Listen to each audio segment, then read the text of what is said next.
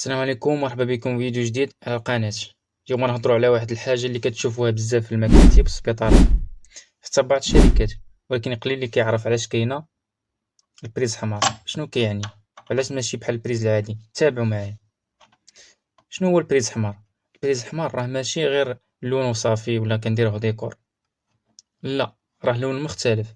هذا النوع ديال البريز كتربط غالبا مع الطاقة الاحتياطية، يعني حتى إذا طاح الضو الأجهزة اللي مربوطة به كيبقاو خدامين بلا ما يطفاو.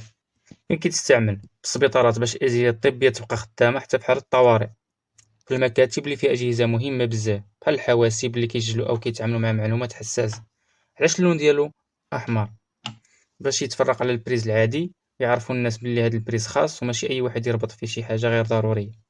اللون أحمر كيعطي إنذار بلي هاد الطاقة مهمة ومخصهاش تعطل. نعطيو مثال بسيط، تخيل راك كتسجل فيديو مهم وطاح الضو. إلا كنتي مستعمل البريز العادي التسجيل غادي يوقف، ولكن إلا كنتي رابط بالكهرباء ديال البريز الأحمر غادي يكمل بلا مشاكل. البريز الأحمر راه وسيلة باش نحافظو على استمرارية الخدمة، خصوصا في الأماكن الحساسة. ماشي غير لون، راه مسؤولية. متنساوش، إذا عجبكم الفيديو ديروا لايك، تابوناو في القناة وفعلوا الجرس باش يوصلكم الجديد ديما.